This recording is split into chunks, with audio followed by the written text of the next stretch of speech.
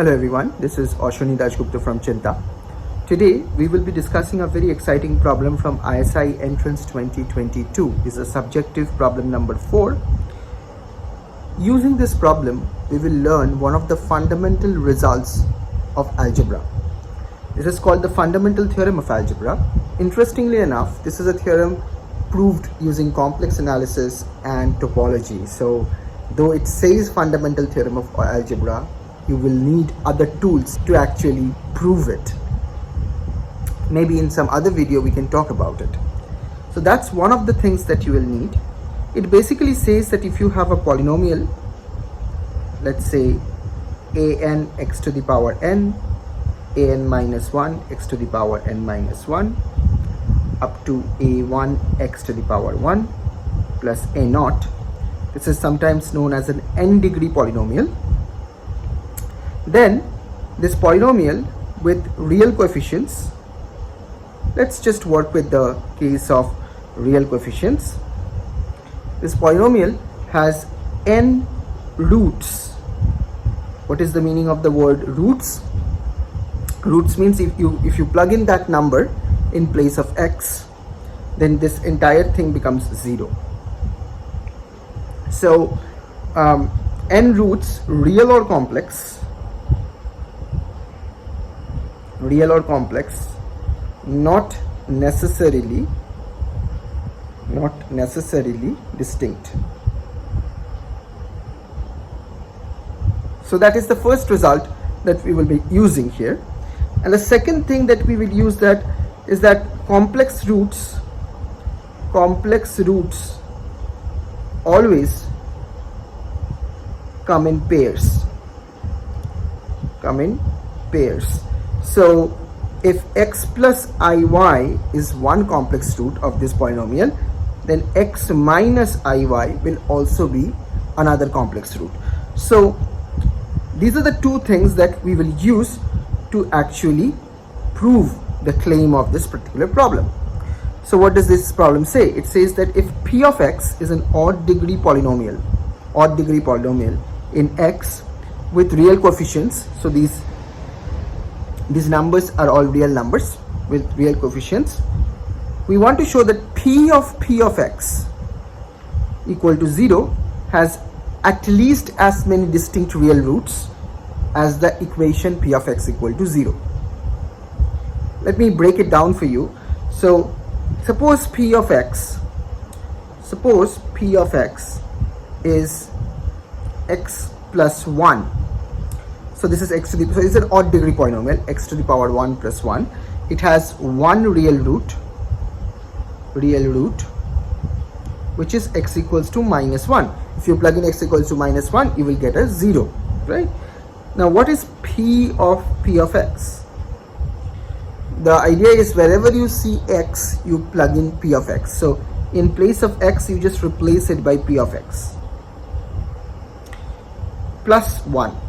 So this becomes x plus 1, p of x is x plus 1, that's what it is, plus 1, so this becomes x plus 2. So p of x becomes x plus 2.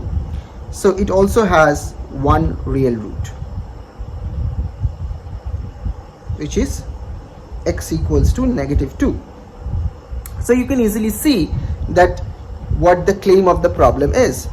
I mean, perhaps we can also use a little bit more complicated formula. For example, if p of x is 2x cubed plus let's say 1, let's say that is the polynomial p of x, then p of x will be 2x cubed plus 1 whole cube plus 1. Basically, at 2 times that, basically I replace this x by p of x. So this is p of x, I replace x by p of x, and the expression remains of the same form, that is p of x. Now one thing you realize that this one is also an odd degree polynomial. That is one important realization that we have when we look at these sort of examples.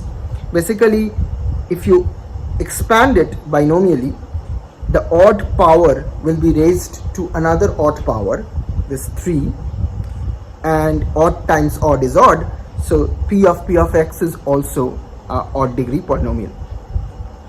Now recall that we just said complex roots always come in pairs. So if it's an odd degree polynomial, there will be at least one real root, because when you have complex roots, they come in pairs, so they can account only for even number of roots. So there are some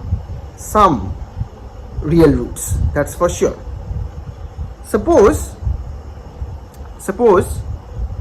alpha 1, alpha 2 up to alpha k are the real roots of p of x, distinct real roots of p of x. Okay, we want to show that p of x has at least k number of distinct real roots. That's our goal. P of x has at least k distinct real roots.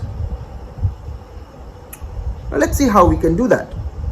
Since p of x has these roots, we can write p of x as x minus alpha 1, x minus alpha 2 up to x minus alpha k times some quotient. This is sometimes known as the factor theorem. What does the factor theorem tell us? We discuss it in the algebra module of the Math Olympiad program and the ISI CMI entrance program at Chinta. Briefly, it says that if x equals to a makes a polynomial px 0, that is, if it is a root of this polynomial, then x minus a divides p of x. That is the factor theorem. So of course we are applying it in the case of k number of roots. Okay, so more about factor theorem in some other video. It's also a very fun part of this sort of algebra. Okay, all right, so that means if you look at p of x equal to 0, if you want that, if you want p of x to be 0, so you're looking at roots of this equation, then clearly you want p of x equals to alpha 1, because if you plug in x equals to alpha 1, then the equation becomes 0, right? Because alpha 1 is a root of p of x. Now if this entire p of x becomes equal to alpha 1, then p of x will become p of x will become p of alpha 1, because p of x has become alpha 1. You have to figure out such an x. P of x will become p of alpha 1, which will make it 0, because p of alpha 1 is 0. We know that, right? That's the trick. So you want to look at p of x equals to alpha 1, p of x equals to alpha 2 up to p of x equals to alpha k. So let's look at these polynomials. If we can find distinct x values which makes each of this equation true, if we can find distinct x values which makes each of these equations true, then we have found k distinct roots of p of x. Okay, so how can we do that? Well, p of x equals to alpha 1 is also an odd degree polynomial. Odd degree polynomial. Why? Because it was given that p of x is an odd degree polynomial. If you add just a constant to it, or in this case subtract a constant, because you want p of x minus alpha 1 to be 0.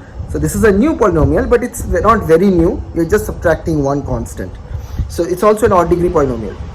So this must have at least one real root. At least one real root. Again, we are using the fact that the complex roots are coming in pairs. Odd degree polynomial always has at least one real root. So this one is suppose beta 1. Similarly, that means p of some constant beta 1 is alpha 1. That's the conjecture. That's the contention. Similarly, this one also is an odd degree polynomial. So there is some beta 2 which makes p of x equal to alpha 2, and we have beta k like this, which does the same job. Now notice that we can easily say that all of these numbers, beta 1, beta 2, all of these numbers, beta k, are distinct. So why can we say that? Why can we say that beta 1, beta 2, beta 3 up to beta k are all distinct? Because alpha 1, alpha 2, alpha k were all distinct. I will stress this point a little bit more because some students tend to gloss over this particular fact. Notice that suppose beta 1 is equal to beta 2. They are the same number. Suppose that happens. Then p of beta 1 will be equal to p of beta 2 because you are just plugging in the same number. But that would make alpha 1 equals to alpha 2, which we know is not true because we assume that all the alpha i's are distinct. So yes, we have found all the k distinct real roots of p of x. It's quite beautiful actually. These iterative functions, these are called iterative functions, p of x. There are problems like problems having f of x and so on. These are very useful and popular problems in mathematical olympiads and contests like ISI and CMI entrances, and it takes a little bit to time to get used to this sort of iterative functions. So you can think a little bit more about it. If you have your own ideas, please share it with us in the comment section. I'll be very happy to respond to your comments. And if you like these videos, please share and subscribe and let us know how we can do better. Okay, all right, check the link in the description for more resources related to Math Olympiad, ISI, CMI entrances and so on, and keep on doing great mathematics. Take care. Bye.